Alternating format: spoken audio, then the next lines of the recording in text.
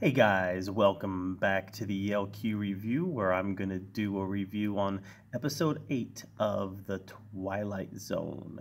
Episode 8 of the Twilight Zone titled Point of Origin.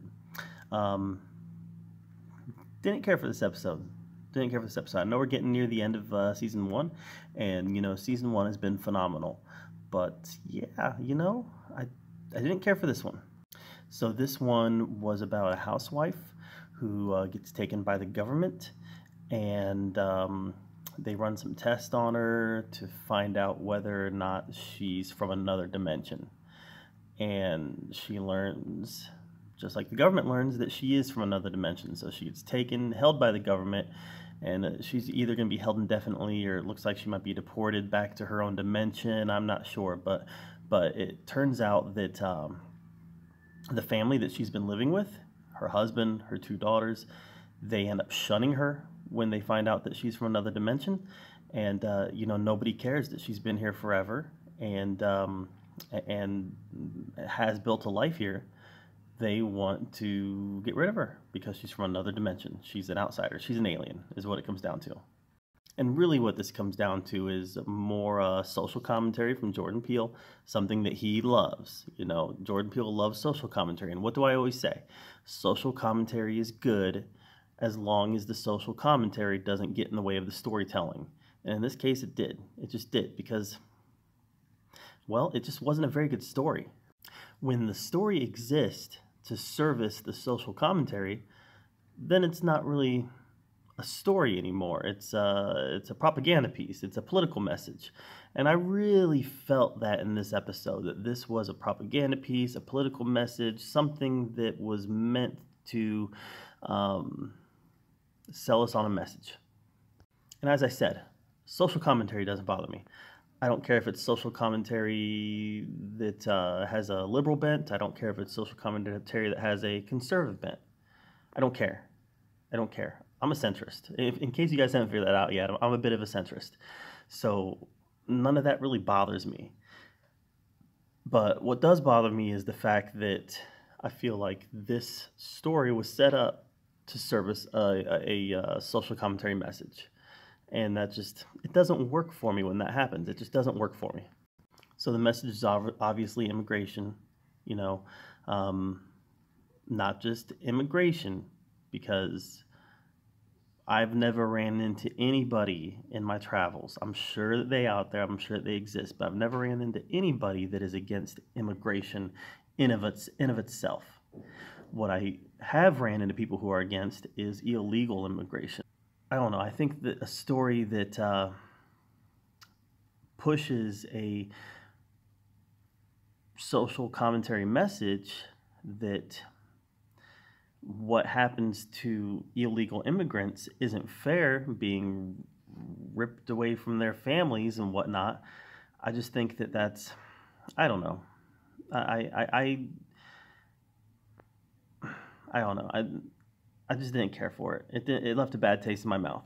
It did. It just left a bad taste in my mouth. So what I had a problem with was the story. The story was weak. The story was boring.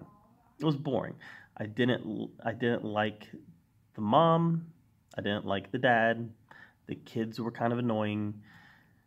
The supporting cast was unbelievable. The government, the people who worked for the government were archetypes of government employees. The illegal alien that worked for the mom, another archetype.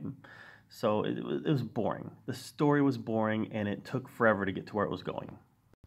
And it's always funny to me when these Hollywood elites make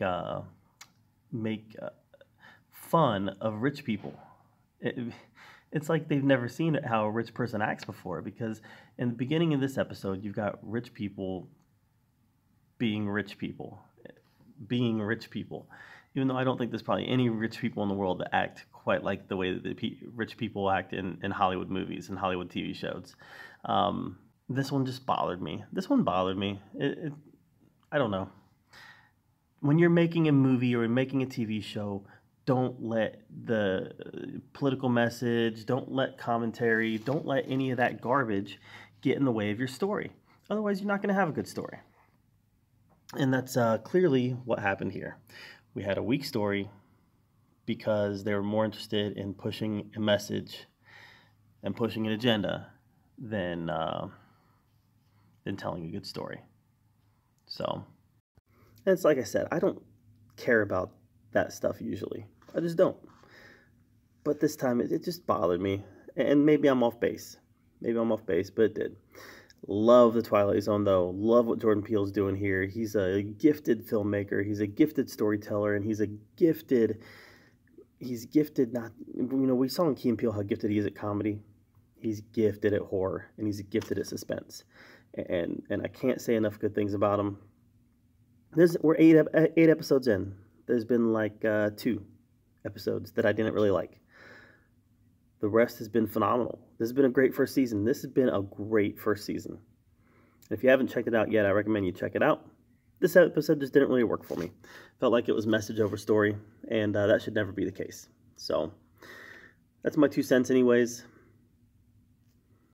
But thank you for being here at the LQ Review, where you get to listen to me rant about stuff that I hate ranting about. Gosh, I hate talking about stupid politics. This world is so inundated with politics. And that's the problem. This country is so inundated with politics and so divided. And I just want to see us come together. I want to see everybody come together and be together as Americans, right? Be together as Americans. And that's just not going to happen. It's not going to happen, and that's unfortunate. But thank you for being here regardless at the LQ Review, where we get to talk about all the geeky, all the nerdy stuff that we love to talk about. And until next time, we'll see you later.